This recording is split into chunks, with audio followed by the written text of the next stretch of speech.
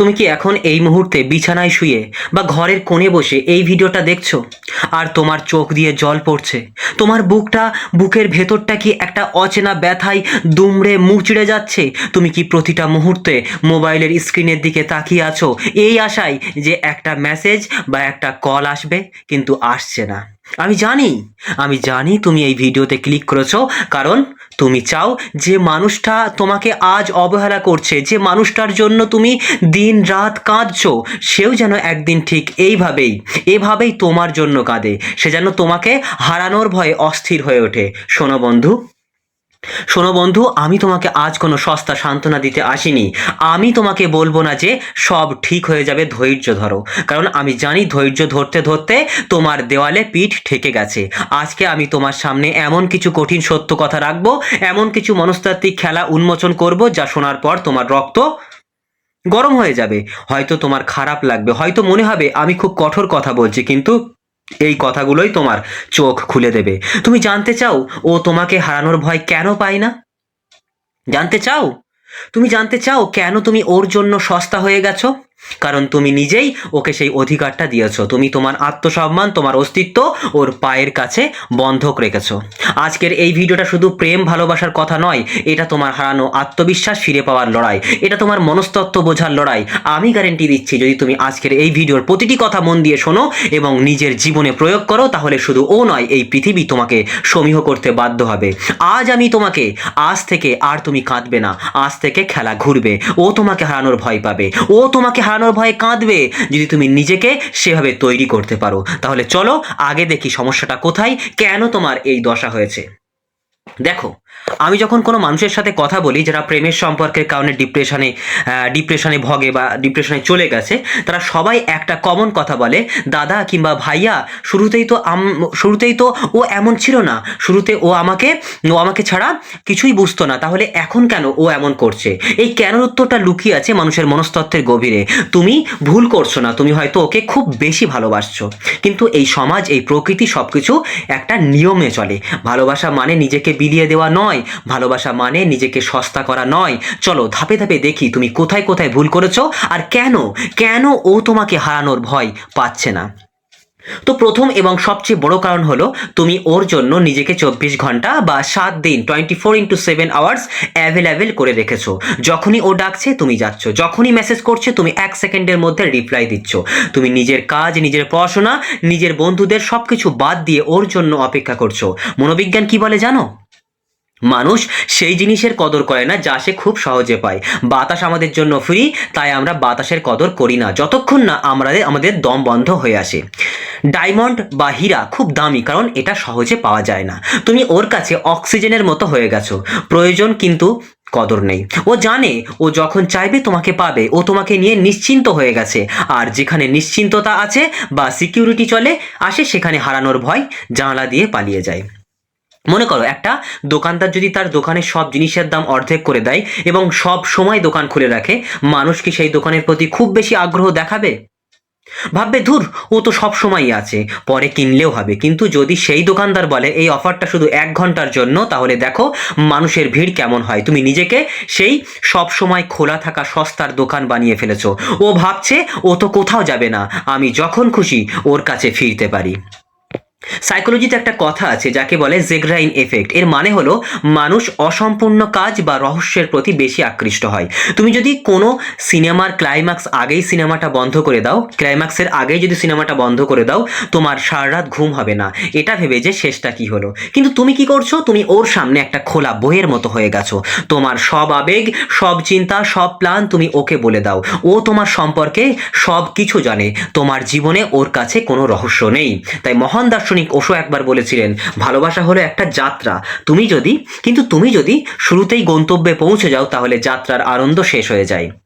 তুমি ওকে শুরুতেই সবকিছু দিয়ে দিয়েছো। ও তোমাকে পড়ে ফেলেছে। ও জানে তুমি ওকে কতটা ভালোবাসো এবং তুমি ওকে ছাড়া বাঁচবে না।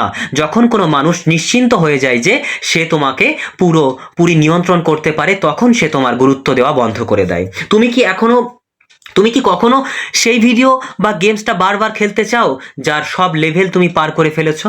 না, কারণ তুমি নতুন কঠিন গেম খোঁজো। সম্পর্কের ক্ষেত্রেও তাই, তুমি যদি ওর জন্য কোনো চ্যালেঞ্জ না রাখো ও বিরক্ত হবেই। ও তোমাকে হারানোর ভয় তখনই পাবে যখন ও বুঝবে যে তোমাকে পুরোপুরি বোঝা বা পাওয়া অতটা সহজ নয়। কঠিন সত্য কথাটা বলি বন্ধু, তুমি নিজেকে ভালোবাসো না। হ্যাঁ, ঠিকই শুনছো, তুমি নিজেকে ভালোবাসো না। তুমি যদি নিজেকে ভালোবাসতে না, তাহলে কেউ তোমাকে এভাবে দিনের পর দিন কষ্ট দিতে পারতো না। তুমি নিজের সুখ, নিজের শান্তি ওর হাতে তুলে দিয়েছো।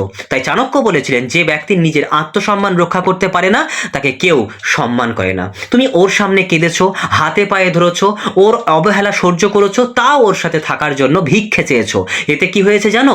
ও তোমাকে দুর্বল ভেবেছে। ও বুঝে গেছে ও যা খুশি তাই করতে পারে, কারণ তুমি কোথাও যাবে না।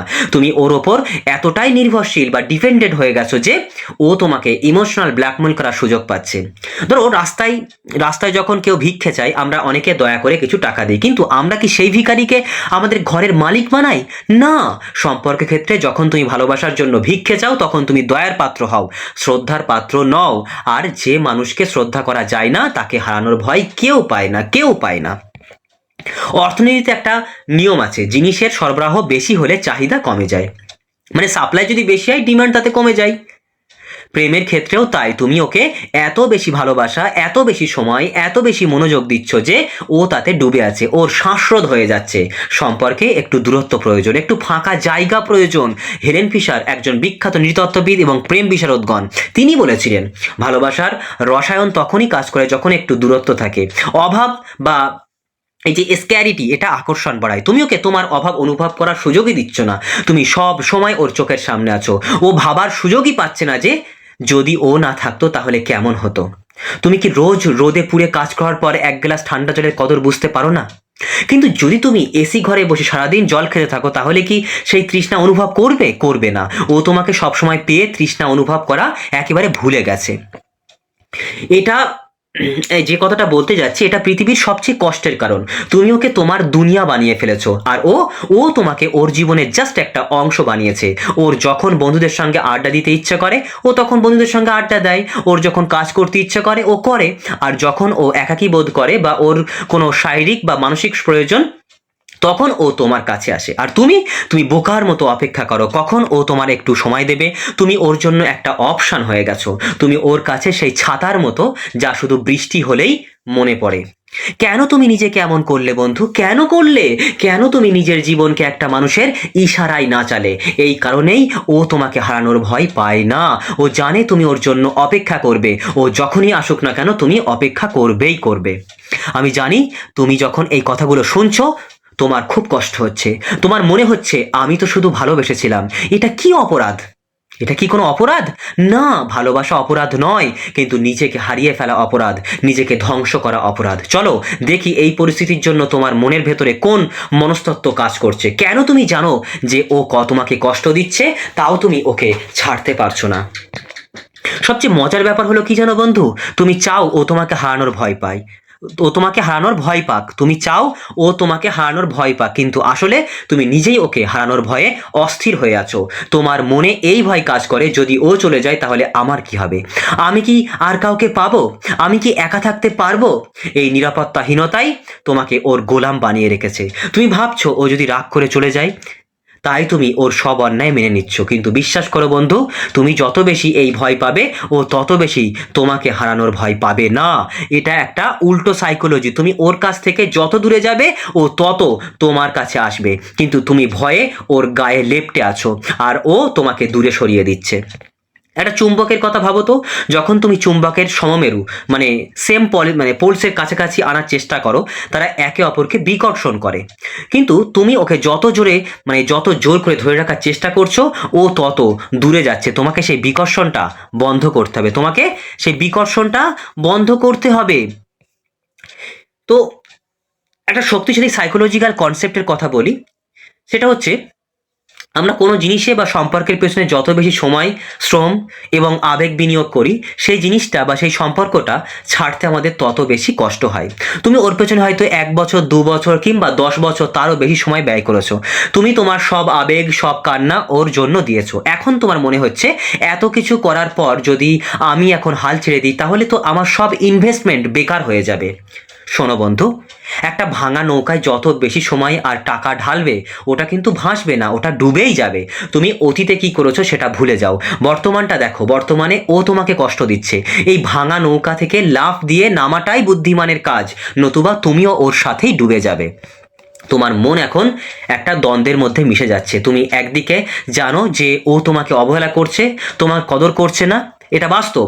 অন্যদিকে তুমি ওকে ভালোবাসো এবং বিশ্বাস করতে চাও যে ও ভালো, এটা তোমার মনের বিশ্বাস। এই দুইয়ের মধ্যে যখন দ্বন্দ্ব হয়, তুমি তোমার বিশ্বাসটাকে ধরে রাখার জন্য বাস্তবের ওপর চোখ বন্ধ করে ফেলো। ও তোমাকে অপমান করলে তুমি নিজেকে বোঝাও ওর হয়তো মুড খারাপ ছিল। ও তোমাকে গুরুত্ব না দিলে তুমি ভাবো ও খুব ব্যস্ত আছে।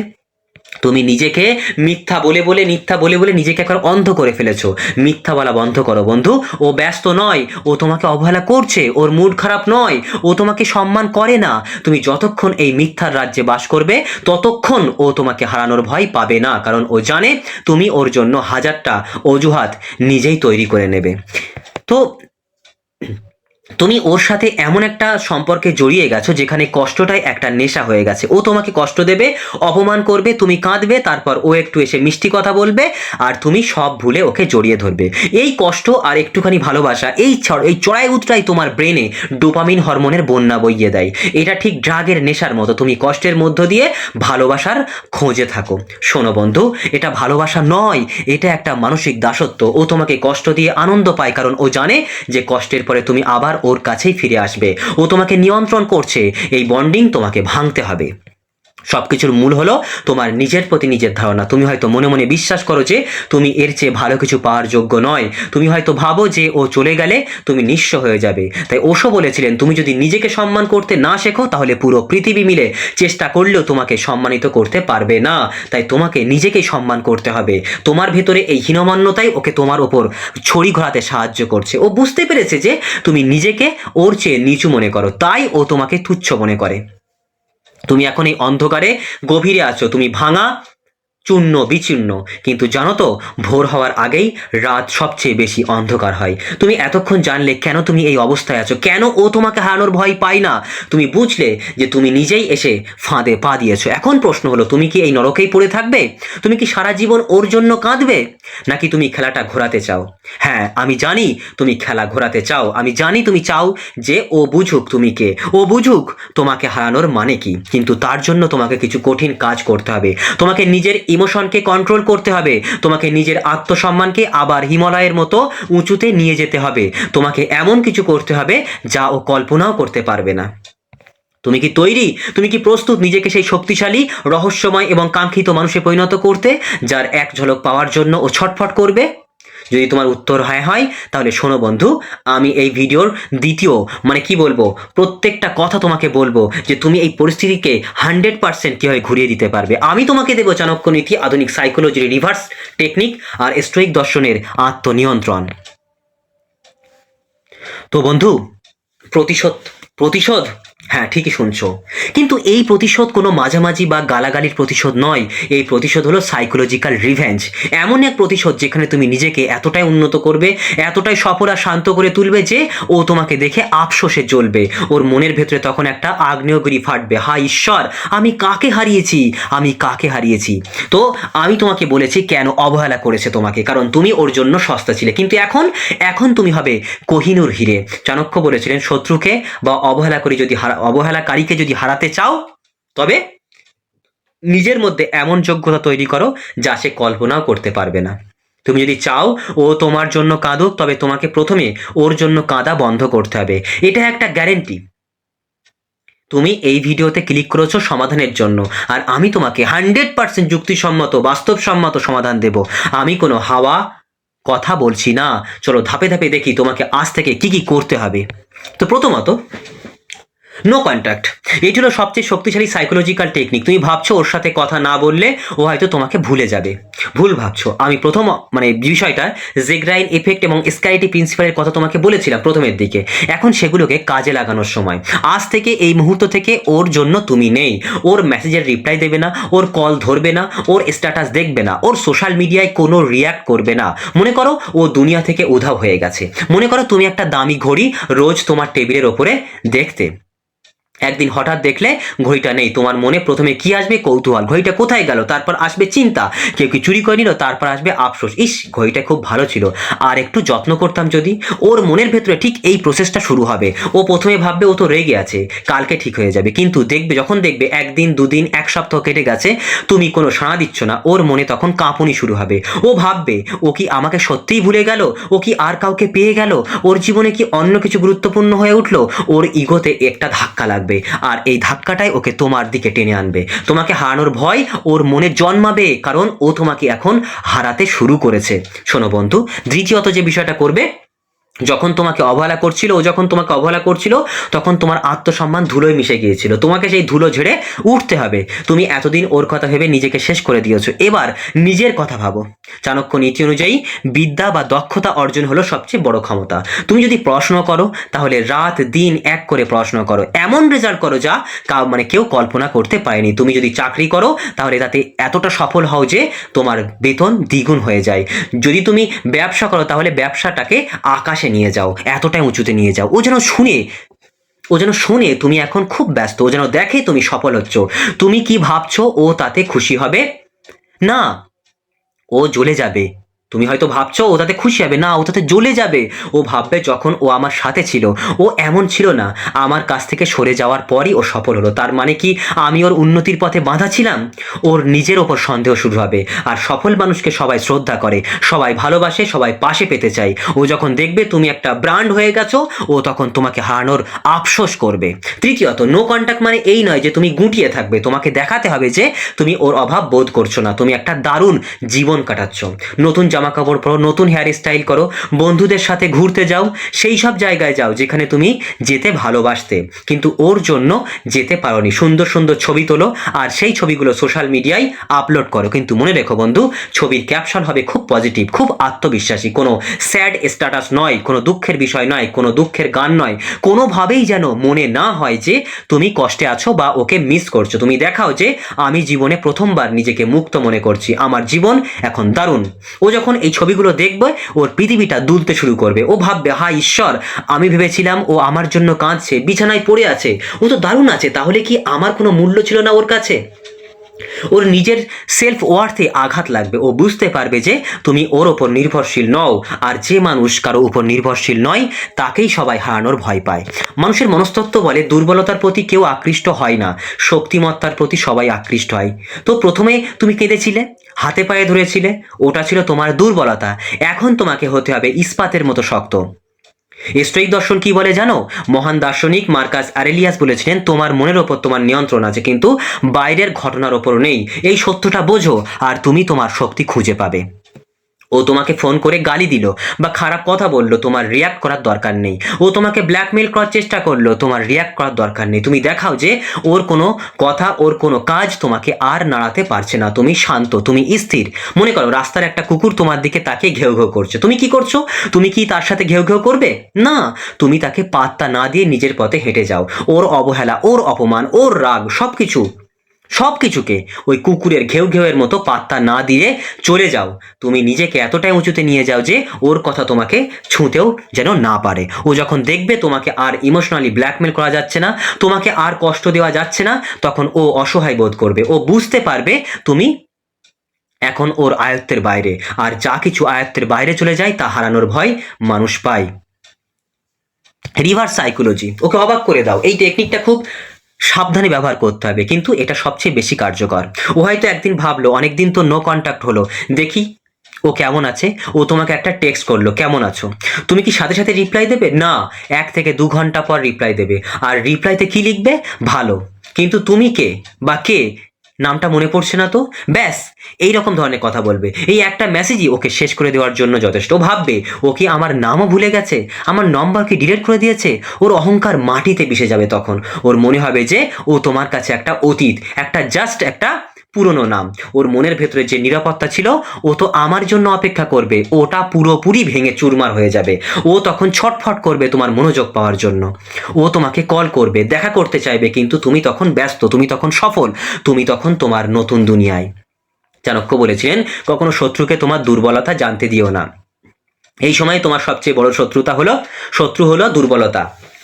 মানে দুর্বলতা হলো ওকে মিস করা। যখনই তোমার ওকে মিস করতে ইচ্ছা করবে বা ওর জন্য কাঁদতে ইচ্ছা করবে, তখন নিজের সাথে কথা বলো। একটা সাদা কাগজে লেখো ও তোমাকে কতটা অপমান করেছে, কতটা কাঁদিয়েছে। যখনই তোমার ওকে কল করতে ইচ্ছে করবে, ওই কাগজটা বের করে পড়ো। মনে করো এই অপমানগুলো আবার এখন হচ্ছে। তোমার রাগ হবে, তোমার নিজেকে ভালোবাসতে ইচ্ছে করবে, আর ওই রাগটাকে নিজের কাজে লাগাও। ওই রাগটাকে নিজের উন্নতির জ্বালানি বানাও।